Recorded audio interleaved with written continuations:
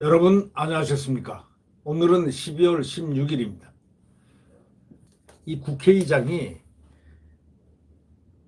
국회 토론을 하라고 무한정하라고 민주당이 말한 지 하루 이틀 만에 갑자기 또 토론을 봉쇄해버렸지 않습니까? 이 명색이 국회의장이 국회 토론을 봉쇄하는데 가담했다 하면은 이건 이미 국회의장이 아닌 겁니다. 이런 제목의 글입니다. 명색이 국회의장이 국회 토론 봉쇄하는데 가담하다니 기가 찬다 하는 그런 얘기의 본말입니다. 조선일보 오늘자 사설에 나온 겁니다. 네, 여러분 생각해 보시오. 국회의장이라는 사람이 아니 국회 토론 법에 있는 필리버스터를 하고 있는데 토론을 봉쇄를 그만 동작 그만을 하는 구대장으로 변했습니다. 이런 사람이 어떻게 국회의장이라 할 수 있습니까? 박병석 국회의장이 이틀 연속 의장석에서 내려와서 국정원법 개정안과 대북전단 금지법에 대한 야당 필리버스터, 이 강제 종결하는 투표에 참가했습니다.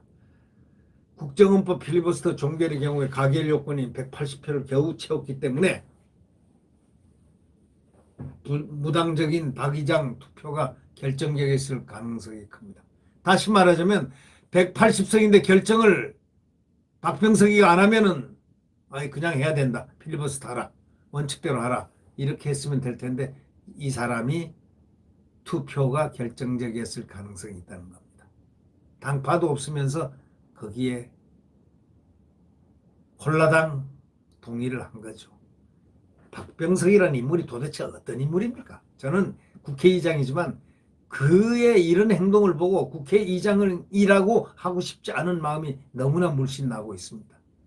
어떤 상황에서도 국회 토론을 보장해야 할 의장이 국회 토론을 틀어막는데 가담한 거 아닙니까?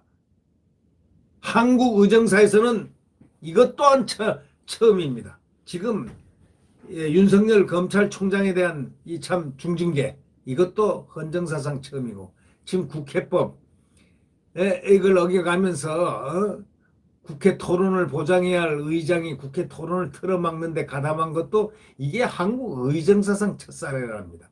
이게 계속 기록만 지금 갱신하고 있습니다. 네. 법에도 없는 공수처법을 만들고 저희들이 만들어 놓은 공수처법 그것을 갖다가 야당이 근접하지 못하도록 무력화시키는데 또 개정을 하고 이렇게 해서 결국 정권을 더 연장하고 싶고 또 하고 싶다 하지만 그게 뜻대로 잘 될까요? 네, 뜻대로 잘 되겠습니까? 국민들을 바보로 알고 우민으로 알면 안 됩니다. 국민들 똑똑합니다. 국회법이 국회의장 당적 보유를 금지한 것은 특정 정당에 기울지 말라 그런 뜻에서 이렇게 중립적으로 한 것인데 국회를 중립적으로 이끌어라는 뜻인데 실제 그렇게 하고 싶지는 않다고 해도 이렇게 토론 자체를 갖다가 뭉개버리는 그런 국회의장이 어디 있느냐 이거죠. 토론을 봉쇄하지 않아도 여당이 압도적 의석을 가진 이상 법은 결국 통과될 수밖에 없는 건데 국회의장이 토론마저 듣기 싫다는 여당 손을 또 내놓고 들어준 겁니다. 참 이런 국회의장 정말 공수처법을 통과시켰던 문희상 잘 나가다가 막판에 그렇게 해가지고 문희상 사라진 겁니다. 이제 이 박병석이란 자도 이제 사라질 가능성이 있습니다. 인간의 뇌리에서 사라져버릴 그런 이름이 돼버린 국회의장답지 못한 일을 한 것이죠.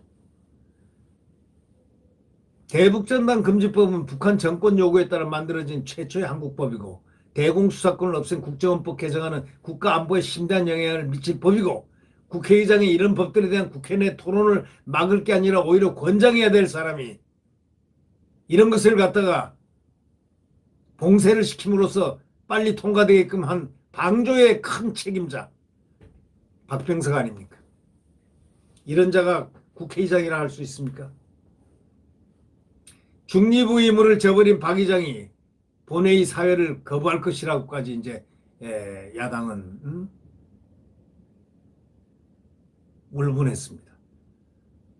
민주당의 이낙연은 소위 대선 주자 대통령이 되겠다는 사람이 두 주먹을 확 쥐고 그냥 환호를 했습니다. 화답을 했습니다. 참 웃기는 모습이었습니다.